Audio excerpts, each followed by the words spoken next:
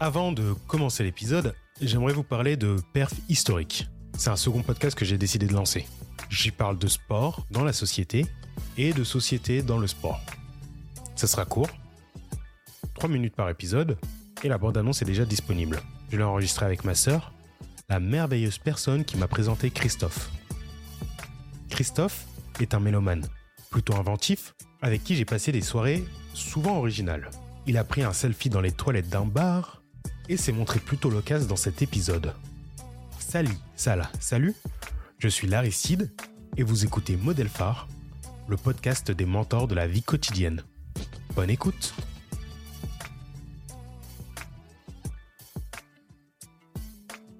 Salut Christophe. Salut, ouais.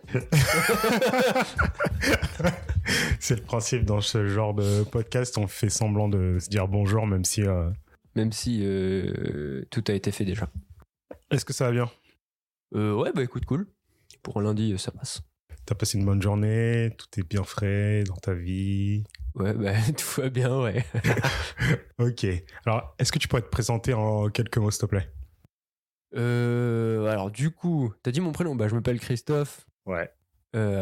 Après, écoute, mon plat préféré, c'est le riz et le poulet. Ok.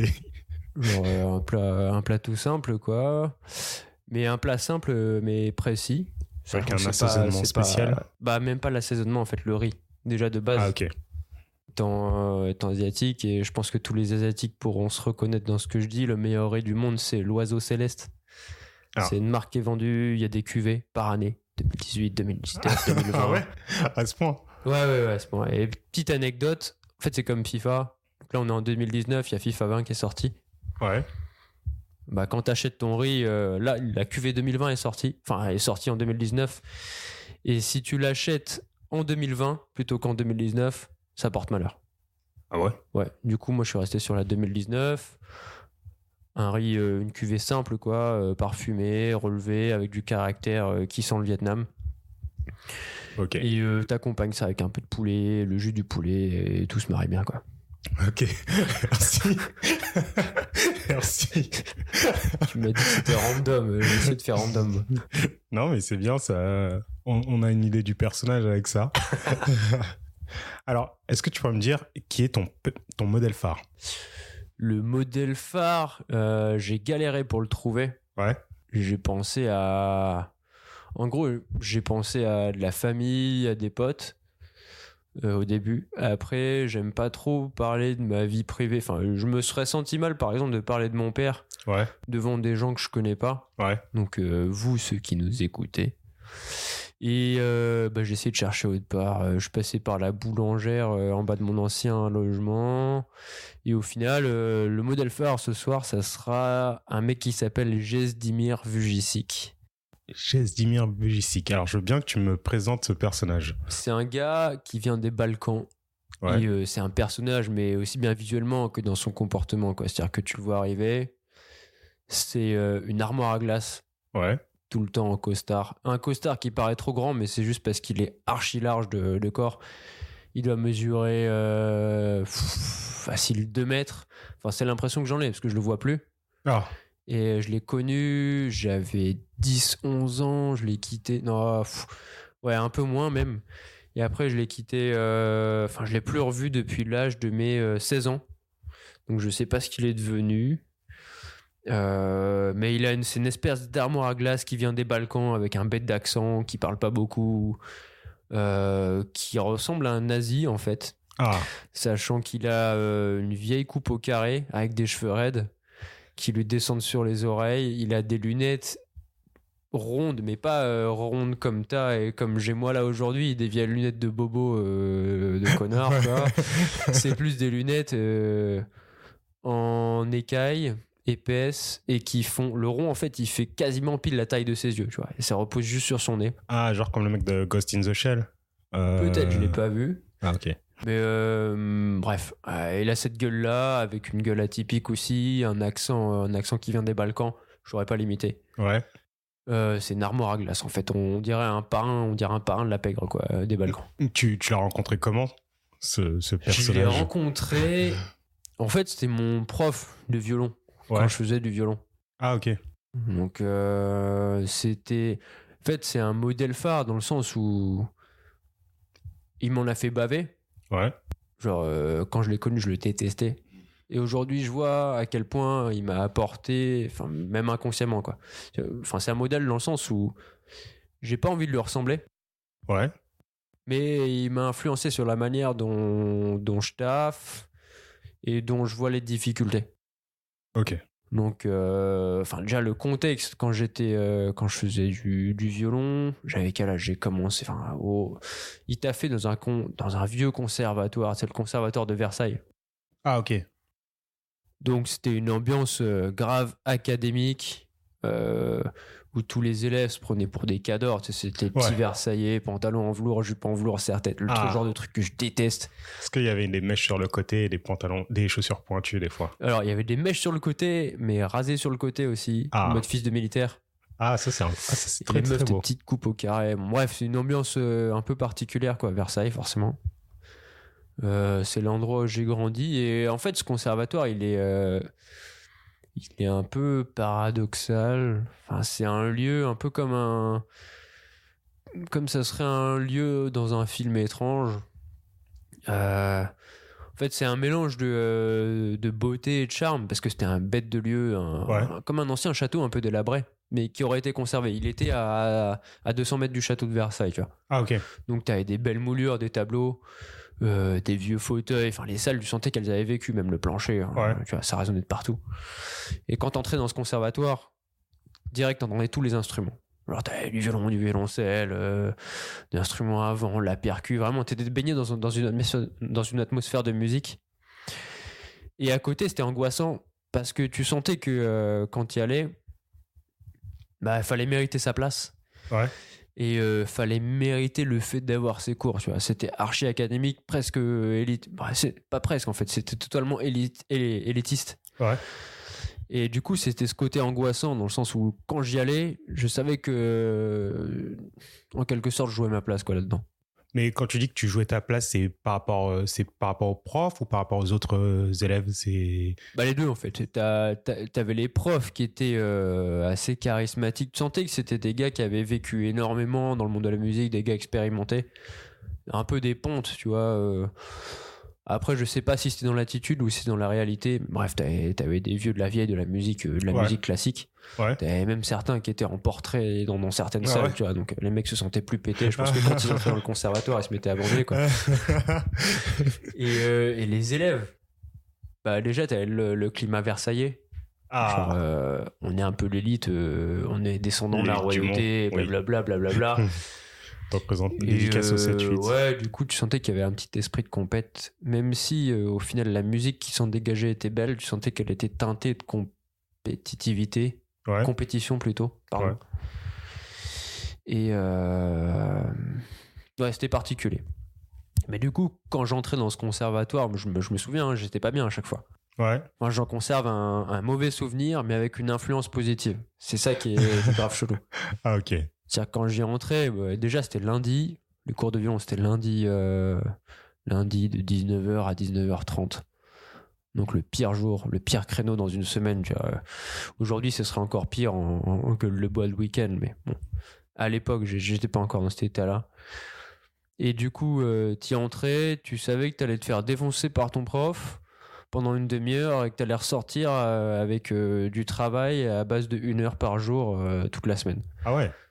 Ouais, c'était un peu...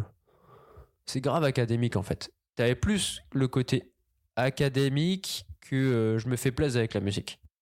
Ah, ok. Mais du coup, parce que là, pour l'instant, tu me décris un petit peu une prison, un enfer. J'ai du mal à comprendre, à saisir le côté. Du coup, j'entrais et le mec, le cours, il se déroulait dans une petite salle en dessous des combles du conservatoire. Une salle, mais qui faisait 5 mètres carrés, tu vois. Ah ouais. 5 mètres carrés avec le toit penché. Donc, t'avais accès qu'à la moitié d'une salle debout. Mais ça, c'est parce que vous étiez les plus jeunes ou c'est parce que vous avez des instruments? Non, c'est parce qu'il y avait plein de salles dans le conservatoire. Puis le mec, ce fameux Gesdimir Vujicic, il faisait cours dans cette salle. Et c'était des cours individuels, c'est-à-dire qu'il prenait demi-heure par demi-heure des élèves en violon de tous les niveaux. Ah, ok. Et du coup, t'entrais dans la salle, déjà t'entendais l'élève se faire limite bâcher à travers les murs. T'entrais dans la salle, t'avais une ambiance un peu tendue, tu sais, c'était électrique, t'avais le vieux néon au-dessus, le vieux néon blanc électrique qui clignotait parfois. Le gars qui était là, qui venait des Balkans, t'as l'impression qu'il avait traversé l'Atlantique. Enfin, c'était bizarre, c'était oppressant comme ambiance. Donc tu déballais ton violon, parce que le violon est dans un étui, tu sortais tes partitions, la partition que t'avais à travailler pendant la semaine, quoi.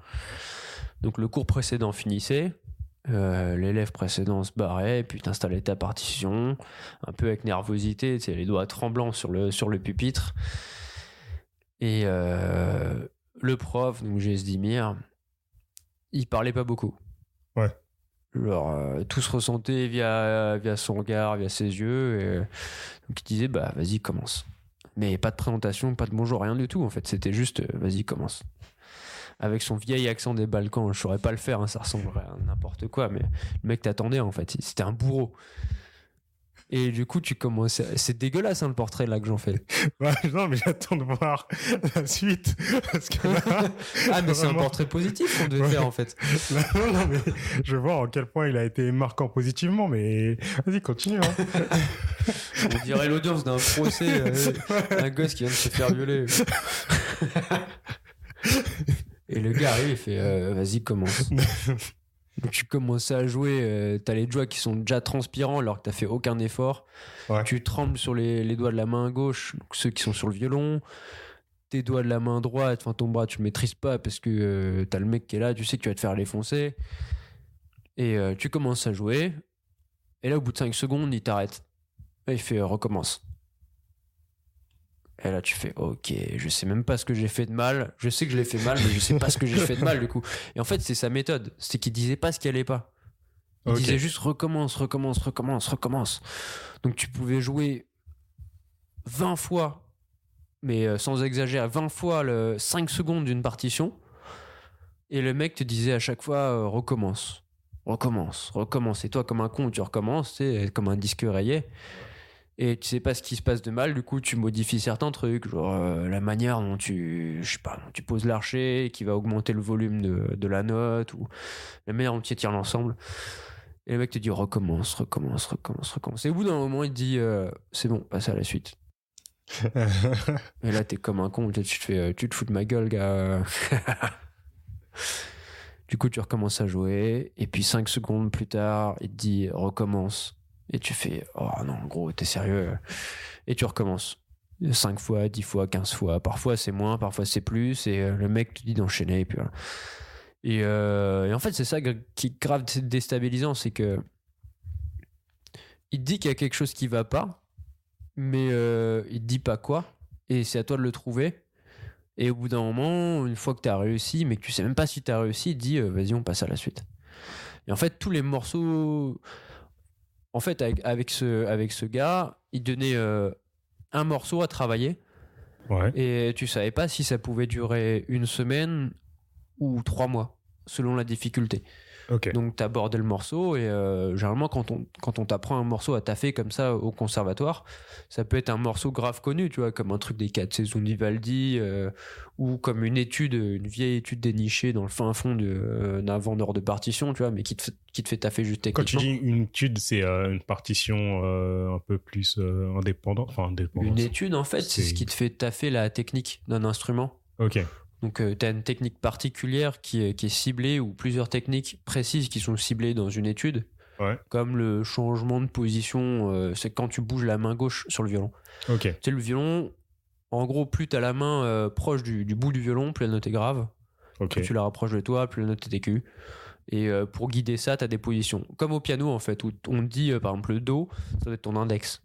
Okay. Et puis position 2, en fait, c'est ton 3e doigt qui fait le Do. Puis 4e position, c'est le 2e doigt. Enfin, c'est vraiment codifié. C'est comme... Ouais. Je saurais pas comment dire. C'est comme... peut-être une chorégraphie, ou... ouais, c'est un positionnement, quoi, par rapport à des notes.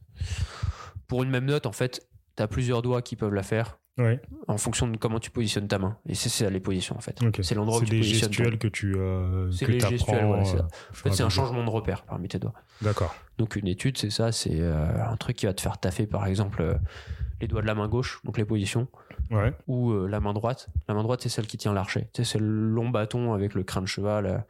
Et par exemple, tu as des techniques comme utiliser tout l'archet pour faire, je sais pas, un type de son, ou faire rebondir l'archet sur les notes pour donner un aspect un peu sautant à la mélodie. Ouais. En gros, c'est une étude, elle te fait taffer une position de l'archet, enfin, un ensemble de choses vraiment techniques. Donc tu avais ça ou des morceaux plus connus. Ouais. Et tu savais pas combien de temps ça pouvait durer en fonction de si tu allais réussir assez tôt ou pas. Donc le mec te l'annonçait pas.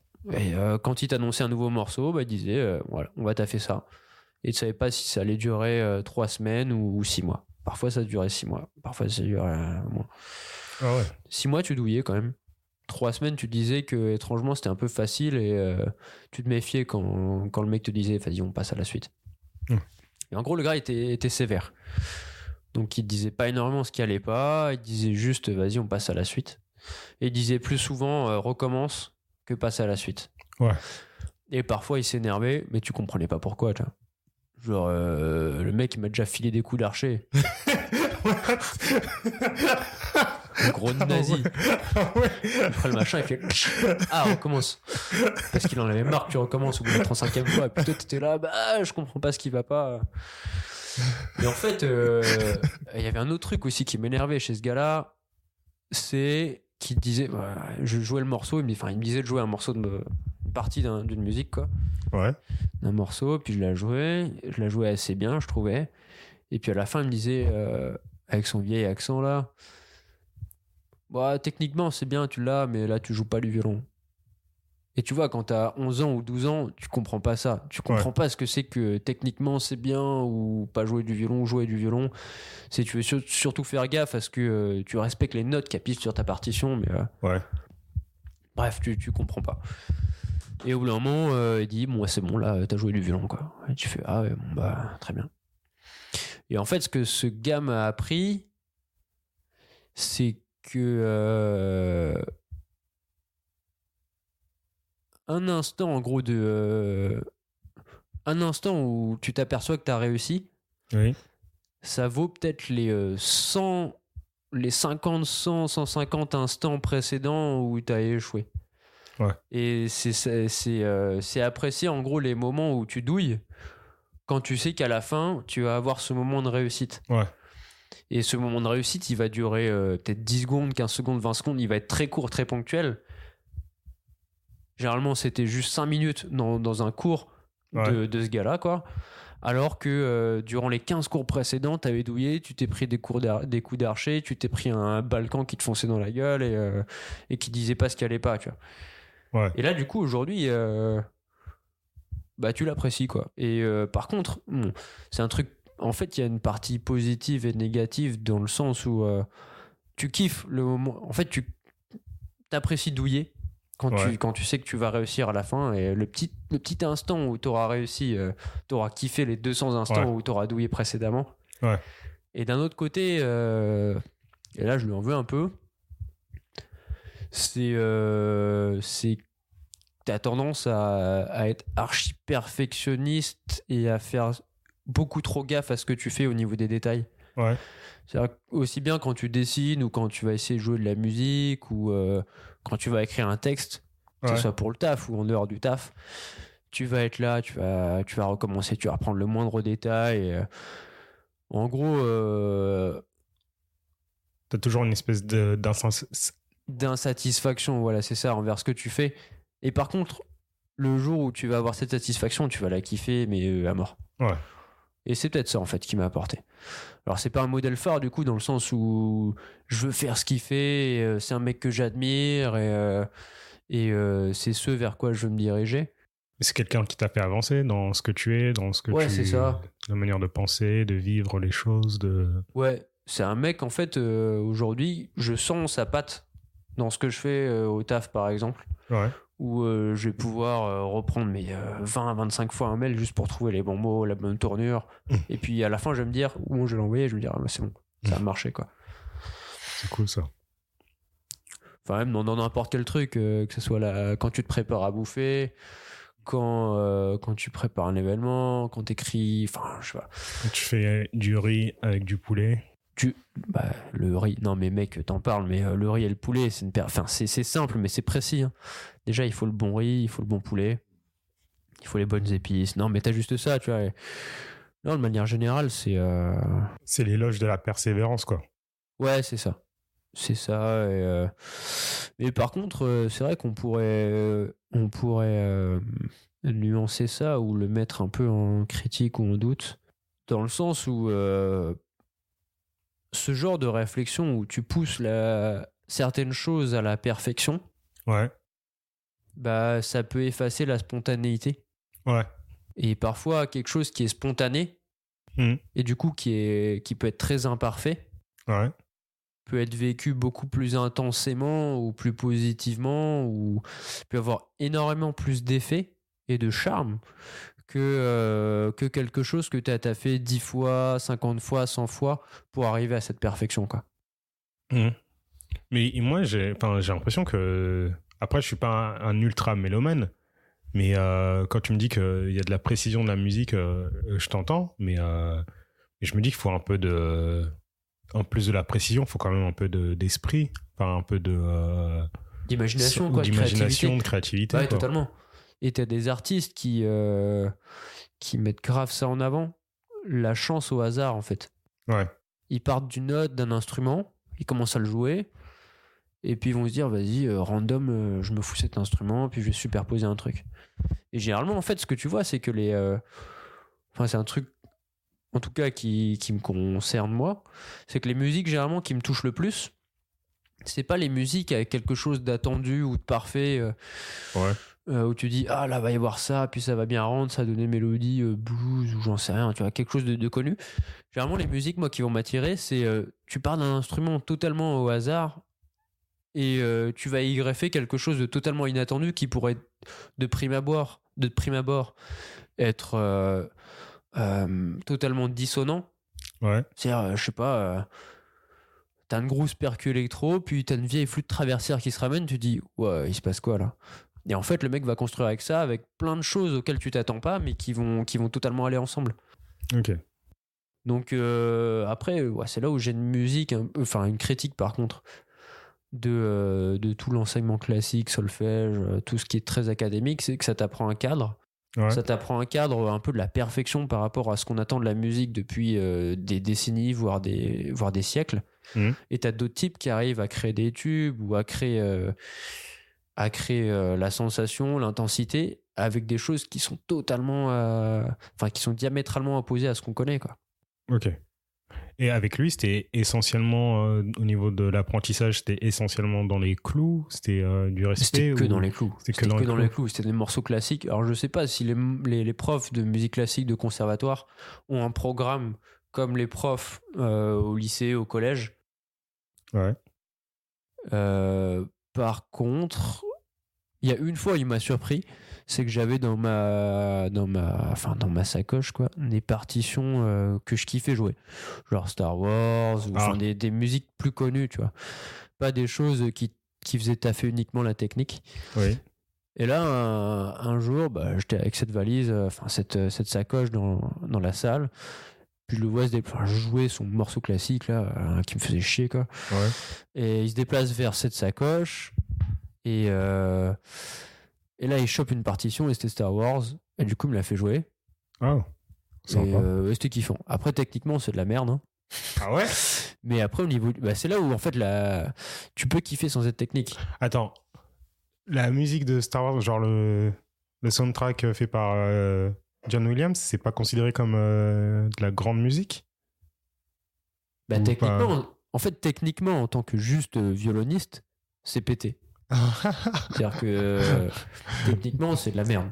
Ok, mais c'est facile à jouer. Pour les noobs, pour toutes les personnes. Je pense que tout le monde pourrait la jouer. Mais après, la force de.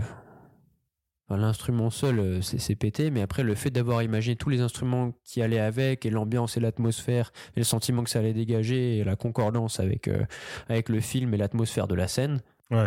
Là, c'est ouf. Ouais, c'est le contexte qui rend ouf. C'est ça. Ok. Et c'est là où, parfois tu peux jouer des trucs tout simples. Ouais. Et je l'ai vu notamment dans les cours d'orchestre où toi, ce que tu as à jouer, c'est péter. Vraiment, tu as 4-5 notes à jouer, un rythme basique. Mais au moment où tu as le reste de l'orchestre qui vient se greffer à tout ça, ça donne une dimension tout autre à ta partie juste à toi. Ouais. Ok. C'est intéressant, ça. Je m'imaginais pas trop ce monde de la musique et tous ces détails. Le conservatoire, c'est particulier. Ouais. En tout cas, le conservatoire. Ouais. T'avais commencé la musique avant d'avoir ce prof ou Ouais. Bah, j'avais passé 2 ou 3 ans dans une école de musique autre que le conservatoire, mais c'était plus associatif en fait. Donc les profs, ce que tu apprenais était super utile et c'était le programme un peu en quelque sorte de ce que tu devais apprendre quand tu devais venir devenir musicien, mais avec un niveau un peu moins élevé, un niveau d'exigence un peu moins élevé. Donc c'était un peu plus ludique. Et quand je suis passé direct au conservatoire, tu sais, t'entres dans les murs du conservatoire de Versailles. Les mecs pètent un peu plus haut que leur cul. T'es dans une portion de château. Aussi bien les élèves que les profs, tu sentais qu'il y avait une espèce de compétition, quelque chose qui dénaturait un peu le plaisir de la musique. Ouais. Et après, je pense qu'il y a toujours eu ce débat. Il y a toujours eu ce débat de dire, souvent quand t'as des mecs qui réussissent dans la musique, dans le monde de la musique, tu vois, que ce soit Daft Punk ou je sais pas, Ibrahim Malouf, c'est énormément d'artistes. Daft Punk, ils sont pas Versaillais d'ailleurs? C'est des putains de Versaillais. Ah. Je sais pas s'ils ont fait le conservatoire. Ouais. Du coup, sur leur casque, sous le casque, il y a des mèches. Merveilleux. Et ouais, il y a toujours eu ce débat de est-ce que le solfège ou est-ce que l'éducation très académique de la musique est utile quand tu veux faire des belles choses en musique après? Moi, je pense, pour d'autres arts, je sais que je suis fan de cinéma et des choses comme ça, et je pense qu'on a besoin des deux. C'est le choc des deux qui permet d'avoir des étincelles. Il faut des personnes académiques, mais il faut aussi des personnes autodidactes, quoi. Ouais, je pense que ouais. Il y a de ça, en fait. Faut pas rester juste dans une case et dans un cadre qu'on t'a donné au début. En fait, le cadre qu'on te donne au début, que ce soit le cadre super académique du conservatoire avec des examens, des niveaux. Tu sais, t'avais des promos dans le conservatoire. T'as plusieurs cycles, en fait, quand tu fais conservatoire. T'as cycle 1, cycle 2, cycle 3. À chaque cycle, t'as des années, 1 de 1 à 4. Et puis à la fin, tu passes un diplôme. Bon, ça plaît à certains. Je pense que ça plaît moins à d'autres. Enfin, ça plaît moins qu'à certains. Okay. Et ce cadre, il peut être utile, mais il faut arriver à le confronter aussi avec celui de la chance et du fait d'être un peu autodidacte et de découvrir. Et t'as des musiciens qui aujourd'hui se basent énormément sur du solfège, sur quelque chose d'académique, mais qui ont construit dessus. Par exemple, comment il s'appelle? Chili Gonzalez. Je sais pas si tu vois. Je connais Chili Gonzalez, mais ça n'a aucun rapport. Bon, c'est un pianiste. Je pense qu'il a fait énormément de conservatoire parce que comme il parle dans ses concerts, il discute d'énormément de théories. Et il arrive à joindre cet aspect un peu fou et improvisation et je m'en fous et on va improviser sur scène, quoi, même avec des gens qui font pas de musique. Ouais. Et à côté, t'as d'autres musiciens qui ont jamais fait de solfège. Ouais. J'ai pas d'exemple là tout de suite, mais qui ont fait des tubes et qui réussissent grave et qui sont plaisir, quoi. Ok. Et toi, actuellement, tu taffes et tout, t'as des fois des personnes avec qui tu travailles. Est-ce que t'as des effets de mimétisme, t'as le même genre d'exigence avec les personnes qui t'entourent ou l'exigence c'est essentiellement pour toi et pas pour les autres? De base, je suis grave intolérant. Ah. Je suis grave intolérant dans le sens où quelqu'un qui va commettre un défaut que j'ai corrigé, je vais me dire putain, il aurait pu le corriger, quoi. Ok. Donc je suis pas très compréhensif. Je suis exigeant aussi envers moi-même. Ça, je pense que tout le monde l'est un peu, parce que tout le monde aime bien faire les choses. Ouais. Je sais pas si tout le monde est on a si on a tous le même niveau d'exigence, quoi. Enfin, sur tous les domaines, quoi. Il y en a qui peuvent laisser aller.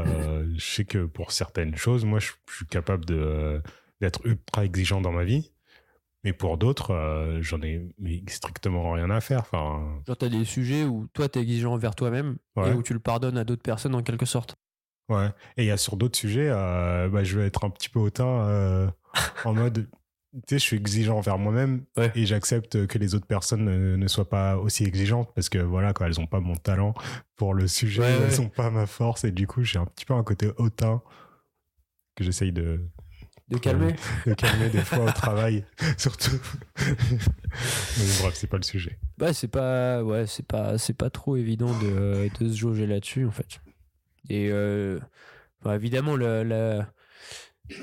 la bonne mentalité en quelque sorte, ça serait d'être compréhensif et de toujours forcer les gens à évoluer, à apprendre. Mais ouais, je sais pas, naturellement, je suis exigeant envers les gens. Il y a des choses que je pardonne pas. Et du coup, non, ça se traduit dans mes relations. C'est-à-dire qu'une personne que je vais pas aimer, pour certains trucs, généralement, je vais la défoncer sur tout le reste.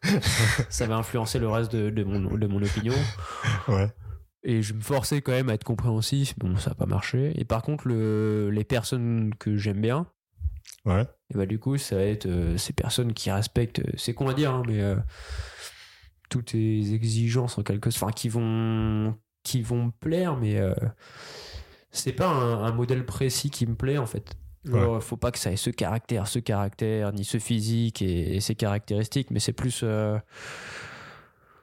c'est la première impression qui va guider tout le reste.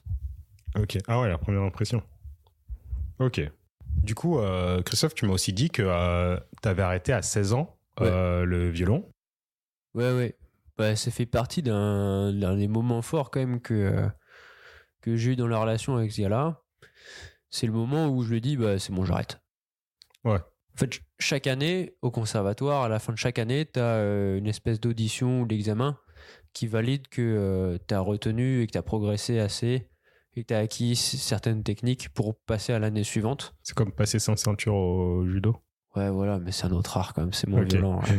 Quoique ça peut être aussi violent. Et du coup, là, cette année, donc c'était la 8e, je crois. Là, j'en avais plein le cul du violon. Hein. Ça me, tu sais, chaque jour, je taffais une demi-heure, voire 1 heure.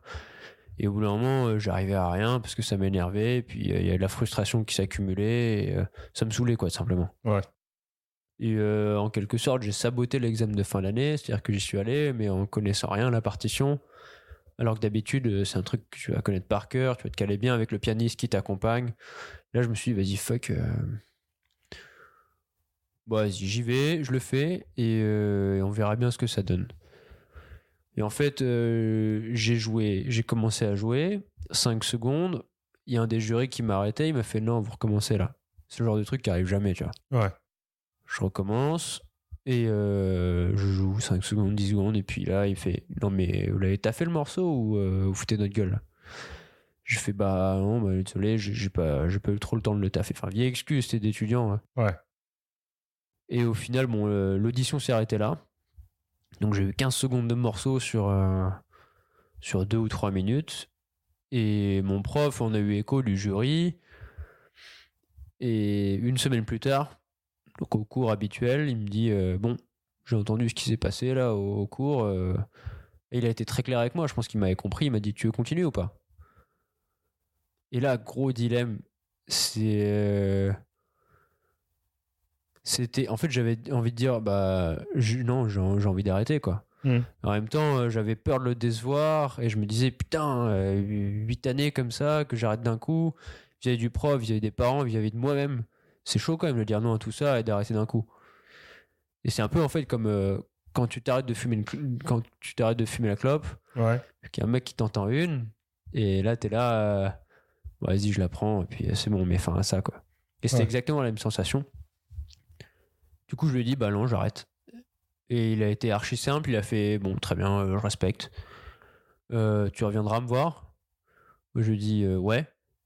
Tout en sachant que j'aurais trop honte d'aller le revoir plus tard, tu vois. Ah, tu l'as jamais revu depuis Non, je l'ai jamais revu. Ça fait 11 ans que je l'ai pas vu, ce gars-là. Et tu sais s'il est toujours... s'il est toujours en vie. S'il fait toujours des cours je sais pas ce qu'il est Versailles. devenu. Un jour, j'ai cherché sur YouTube, j'ai revu sa tête de nazi, là. Je me suis dit, bon, c'est bien lui, hein. Il est encore vivant. Okay. Mais à part ça, non. Puis, c'est un peu comme aussi quand tu dois donner des nouvelles à des potes ou de la famille. Ouais. Tu dis, bon, vas-y, à ce moment-là, on se revoit. Et puis, tu le revois pas. Et puis, au final, tu laisses le truc durer. Et puis, plus la durée s'écoule, plus ton sentiment d'anticipation de culpabilité augmente. Et plus ce sentiment d'anticipation de culpabilité, il t'empêche de franchir le pas. Ouais. Du coup, c'est peut-être ce qui fait que je l'ai jamais revu depuis. C'est comme tirer un élastique, tu te dis... Ouais, c'est ça. Puis au moment où je vais le lâcher, ça a pété fort, quoi. Je sais pas comment il... Je pense pas qu'il s'est souvenu de moi. Je sais même pas si aujourd'hui je me retrouve devant lui. Si je me retrouvais devant lui, il me reconnaîtrait. Mais du coup, ouais, j'ai toujours le sentiment de... Je serais curieux de voir comment il réagirait. Je suis pas sûr. Enfin, des fois, je crois qu'on sous-estime un petit peu à quel point on peut marquer les personnes, quoi. Parce que moi, je sais que, en lançant un modèle phare, j'ai essayé de recontacter. J'ai recontacté dont une ancienne prof. Parce que c'est un peu elle qui m'avait fait me réorienter vers quelque chose de plus com. Ouais. Et je lui ai parlé en lui envoyant un mail. Elle m'a dit je me rappelle très bien de vous, de cette promo, de machin et tout. Donc ça se trouve, il se rappelle très bien de toi. Ouais, peut-être. Hein. Peut-être qu'un jour, je retournerai dans ce conservatoire à Versailles, puis j'irai le voir. Il s'est retrouvé toujours dans la même salle de 5 mètres carrés à donner des cours et à frapper les élèves avec son archet. Peut-être qu'il n'a pas changé. On verra bien. Bah merci. Hein. Franchement, tu m'as donné plein de matières, plein de choses à raconter. Est-ce que tu aurais d'autres dédicaces à faire sur d'autres modèles phares que tu as ouais, en fait, et là c'est la question qui me libère un peu, parce que j'ai hésité entre plein de modèles phares, que ce soit de la famille, des potes, mais non, j'ai pas trop envie de parler parce que c'est plus de l'ordre après si c'est privé, trop tu vois. privé, Non, mais justement, je les aborde là de manière assez vague. Il y a mon père, enfin mes parents, ma marraine, mes grands-parents, tu vois, en fait toutes les personnes qui m'entourent et qui ont dressé un souvenir ou qui sont actives aujourd'hui dans ma vie, je les considère comme des modèles phares. Et en fait, le modèle phare, en fait, pour moi, c'est une mosaïque de plein de personnes différentes, plein de personnalités différentes à un instant précis. Ouais. C'est pour ça que c'était très dur de choisir ce prof de violon là. En tant que modèle phare, parce qu'en plus de prime abord il paraît pas très positif, quoi. Tu te dis c'est un nazi, il m'a torturé, puis mais aujourd'hui il a fait que je réfléchis de cette manière et que ça marche. Mais du coup famille, potes, Diams, Cynic, Liliane Bettencourt, j'en passe. Grosse pensée pour Liliane. Est-ce que tu aurais comment dire, des choses à conseiller aux différents... Il faudrait que je trouve un nom pour les personnes qui écoutent les modèles phares, les modèles phareuses ou les modèles phareurs. Enfin, pour les personnes qui écoutent le podcast. Ouais. Vas-y. Les bateaux, les navires. Les navires. Pour tous les bateaux. Pour tous les chalutiers. Pour tous les yachts, les chalutiers. Dédicace à vous. Et les optimistes. Ouais, est-ce que tu aurais quelque chose à leur conseiller, genre un livre qui t'a plu récemment, bon, tu m'as déjà parlé de la recette de cuisine, un film, une partition de musique à jouer, enfin... ça serait pas trop une expo enfin, il y a un lieu qui m'a plu. Ouais. Je l'ai pas encore assez découvert, mais c'est pas quelque chose en mode t'achètes un ticket, t'entres, tu le payes et puis tu fais un truc guidé. C'est un lieu que m'a fait découvrir Alice, donc ma copine. Ok. Et ce lieu, il se situe dans le 12e. Ouais. Il s'appelle le marché d'Aligre. Donc D''ALIGRE. Je mettrai tout en description. Et a priori, le marché d'Aligre, c'est un des plus vieux, voire le plus vieux, si je me trompe pas, de Paris. Enfin, c'est ce qu'elle m'a raconté. Après, je lui fais confiance. Hein. Et c'est un marché couvert qui est sur une place qui s'appelle la place d'Aligre. C'est un marché à l'ancienne où t'as plein de stands. Et à certains stands, tu peux bouffer ce que les gars vendent, quoi. Donc j'ai bien aimé le lieu parce que j'aime bien la bouffe. Je vois ça. Mais c'est quoi comme type de bouffe? C'est un marché frais. Il y a légumes, poissons, volailles, viande, fromagerie. Non, il y a vraiment tout. C'est un marché. En plus, l'architecture est cool.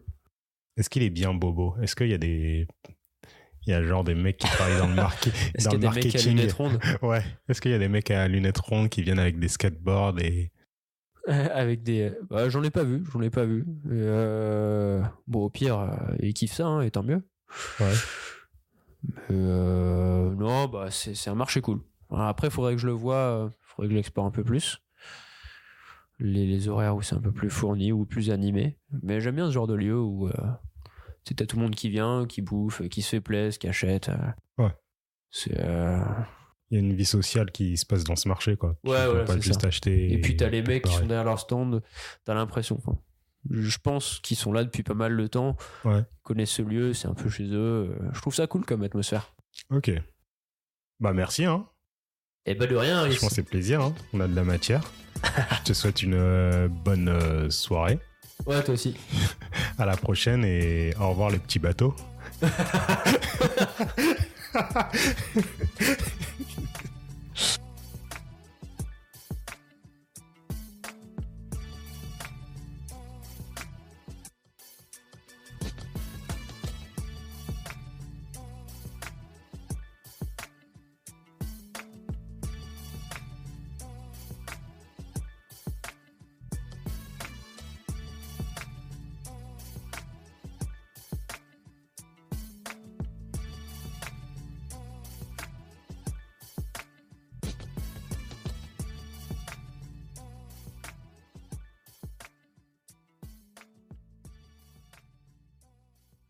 On a tous la gastro et la rhinopharyngite.